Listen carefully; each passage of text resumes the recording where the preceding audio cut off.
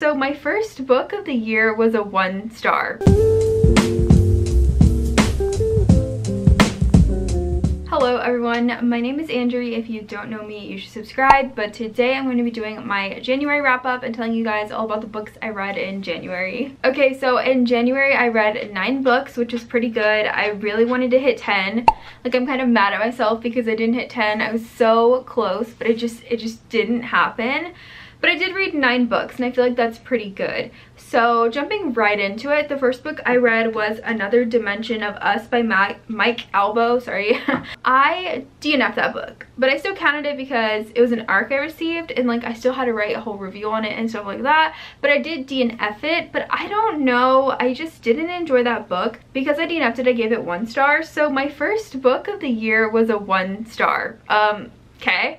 Well, that's not promising, but let me read you some of my review. Another Dimension of Us is a story told in multiple timelines from 2 point of views that merge via astral projection when 2 teens attempt to rescue their friends from demons across interdimensional planes. I thought that sounded really cool. Also, the book was advertised as having a lot of queer representation, the time travel aspect, so I thought it was going to be something interesting. It's something I haven't read before and something I was going to be excited about. I got to like halfway through when I realized it just wasn't for me. Like I said, there's multiple point of views. There's 2 point of views, and the first half of the book is pretty much just 1 point of view, and then the second half of the book is jumping back between the 2 point of views, and then it also has a time jump from 1990 to 2044, and it just wasn't done well. It wasn't executed well. This book I think is out already, but I wouldn't necessarily recommend it. I felt the writing and the plotting of like how the story was going to unfold just could have been done better, so I did not like it. Then I read A Guide to Being Just Friends by Sophie Sullivan. This is actually book number 3 in the Jansen Brothers series. I gave this one 3.75 stars, so that was an improvement from 1 star. But I hadn't heard of this series before. This was an ARC that I had got on NetGalley. So in this story, we're following Haley and Wes. Haley is a salad shop owner. Wes is like a very big tech guy in the tech industry. He's like super rich, and Haley is kind of just starting her own business, trying to keep it going. I thought this book was really good. I thought it started off so strong, and I really did like it because Haley and Wes had like a chance encounter, kind of a different meet cute kind of thing, and then they really turned into, like, at first they didn't like each other, but then right away they were like, we could be friends.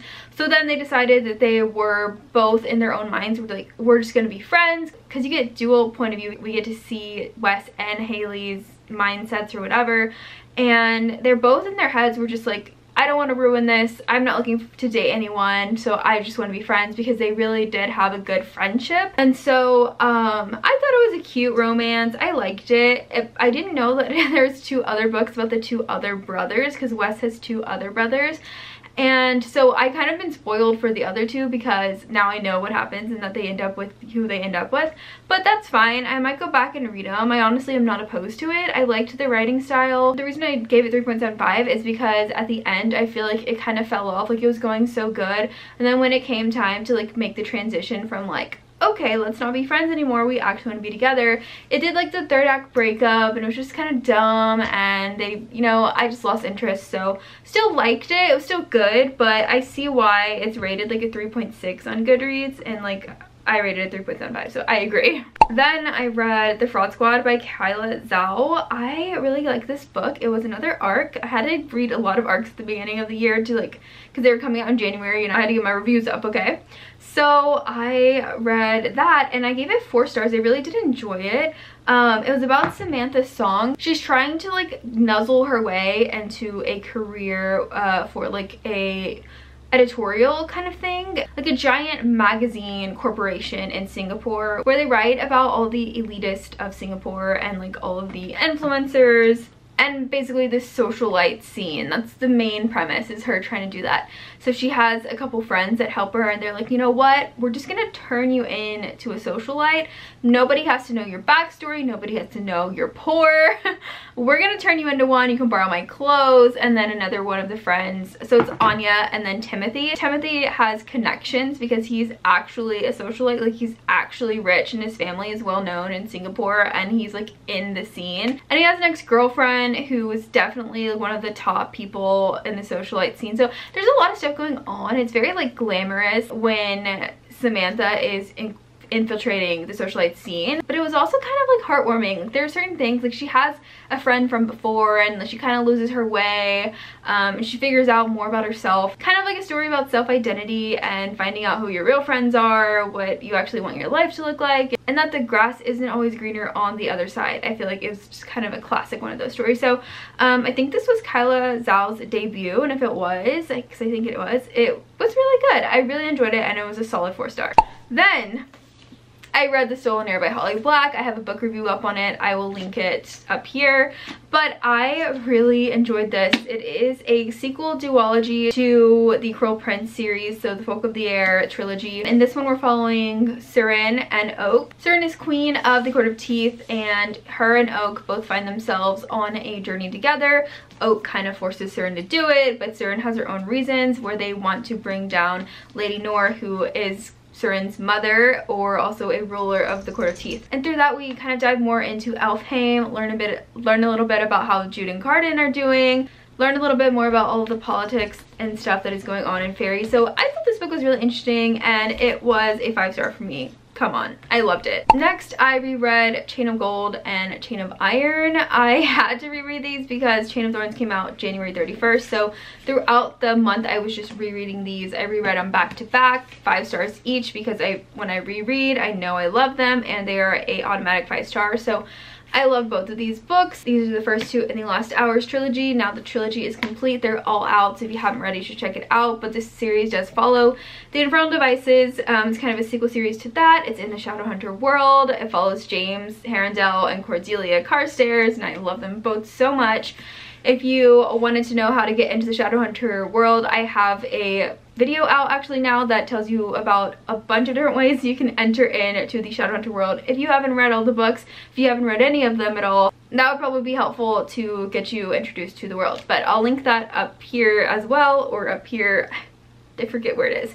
So you can check that out. But yeah, I love these books.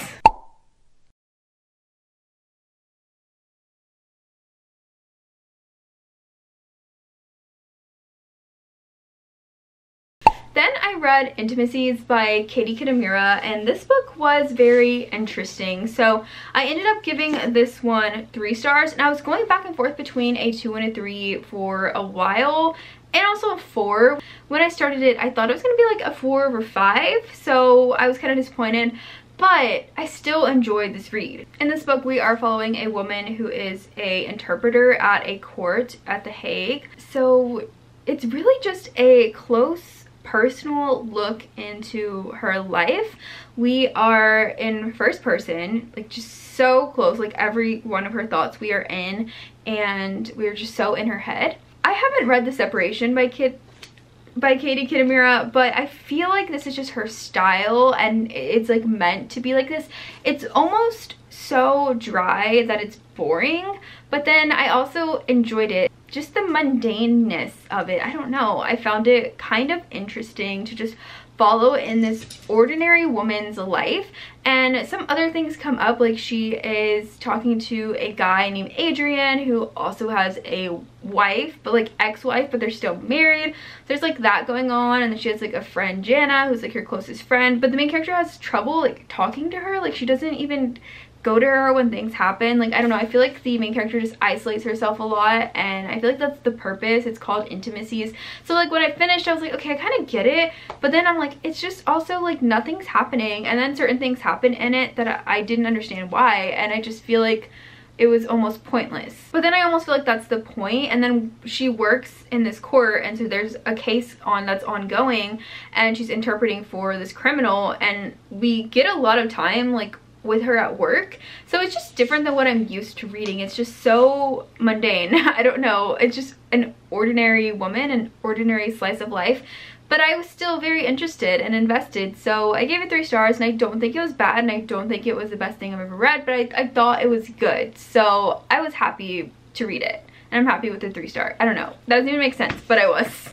Okay, and then the last book I read was Tales from the Shadowhunter Academy by Cassandra Clare, and she had some co-authors, Sarah Reese Brennan, Maureen Johnson, and Robin Wasserman. So I hadn't never read this before. This is a novella bind-up of a bunch of Shadowhunter stories, and I don't know why I picked this up. It was on Scribd, so I was mostly listening to it, and then I did read some of it and did kind of try to tab a little bit, but I was actually really surprised. I gave it 5 stars. I loved it. Simon is just such a funny character from The Mortal Instrument, so I like to follow him in these stories, and his mindset is just so funny, and I feel like I'm just amused constantly while reading this.